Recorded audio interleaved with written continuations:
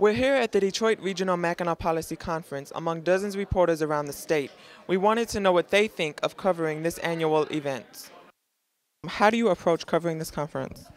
Well, you take a look at the agenda beforehand and you confer with the other people with your news organization. You have a couple of meetings and you figure out, you divvy up who's going to do what, because it's too big of a conference for one person from one news outlet to do everything.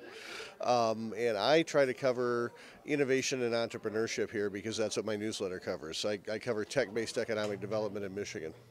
How do you approach covering this conference? Well, you really have to have a plan going in of what you're going to cover, but you have to make sure to build on time to network, because you do have access to influential people that you wouldn't have typically in your daily work. You normally see them at a scheduled interview, but here you can informally chat with people. It's very helpful to building relationships when you get back to your day job. Well, this is a good conference because so many people are up here that we know about. I mean, you can just walk down and look down the hallway and you see, oh my God, there's Mike Duggan, there's Dennis Archer, there's the other mayor, there's a governor, everybody. So it's easy to cover, actually, because we have access to pretty much the newsmakers that are right here. And because it's so easy, they're so easily accessible, we can actually make some personal connections. That's what I really like about this conference. You can look at the agenda and see what the sessions are and who's speaking and what might be newsworthy. And then after that, it's figuring out, what are the issues that I cover politics, so I'm basically here to follow the politicians. And so, you want to find out who's here, what issues they might be bringing up here with them that they'd want to work on. So over the years, sometimes it's been things like state assistance for a new Tiger Stadium, or something to do with mass transit. That's sort of a perpetually an issue here at this particular conference. And then it's just a matter of finding those people, talking to them, and finding out, because the environment here is one that encourages people to get together and negotiate. And so then it's just a matter of circling back and checking with them and seeing if their negotiations have actually yielded anything. You can get an idea. I mean, this is my first conference, so I came in, looked at it. Okay, well, here's the list of the sessions. What do we want to cover? What do I need to bring with me? But then you got to be very flexible at the same time, because things change, so you got to be able to adapt. I look at it like this: you got to be like the Marine Corps. And the reason why I say that is that you've got to overcome and adapt and improvise. And that's happened even today. It happened because a lot of us wanted to be in on the session at 9 o'clock with Bill Ford and the rest of them.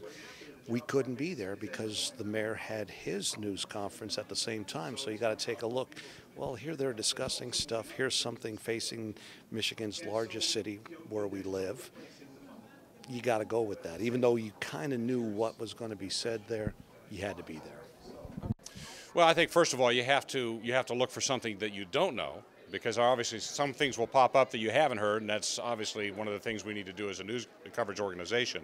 But also you have to be aware of the current situations going on in our market, which is primarily Detroit, looking for things that will add to that story that's been going for a while, or things that may change the direction of that story. What have been some of the highlights at the conference?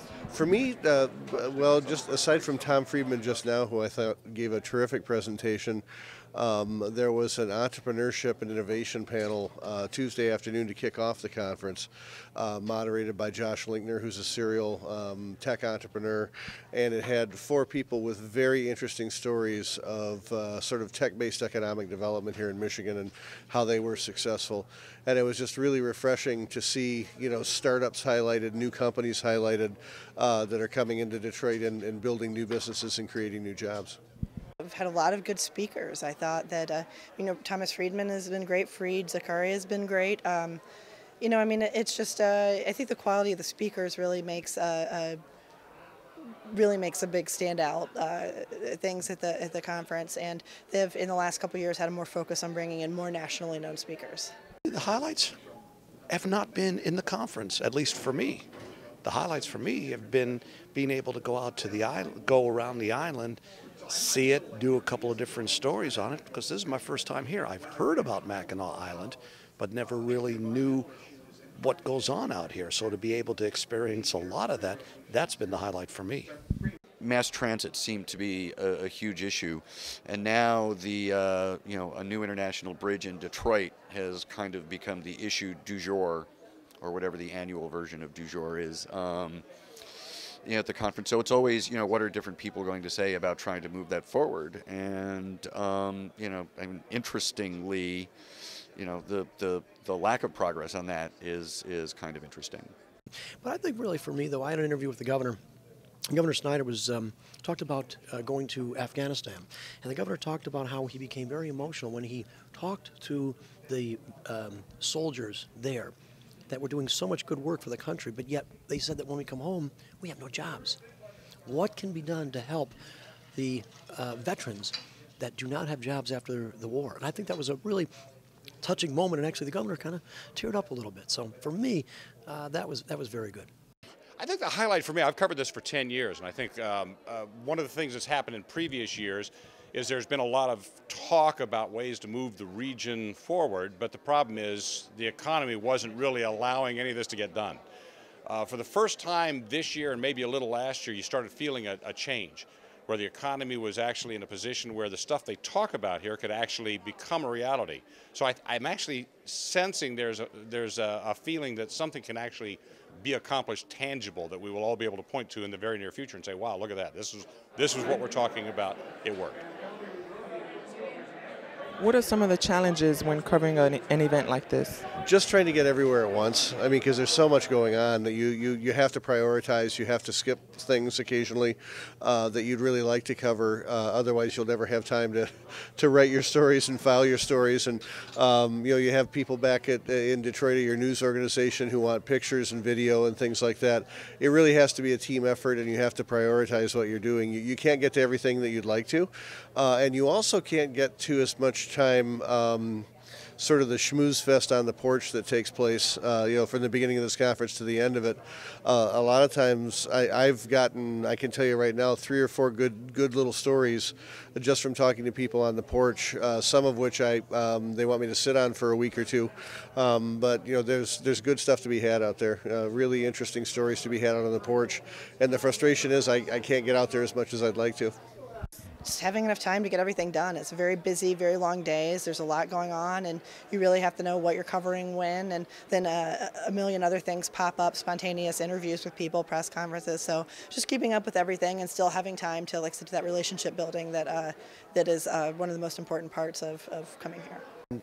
From a technical standpoint, I just say that putting everything together, because there are so many things going on out here, and I'm not the only one in that boat. Both of you are in that situation. You see, it's, you go out getting the story, then writing the story, then having to edit, but then trying to condense all this.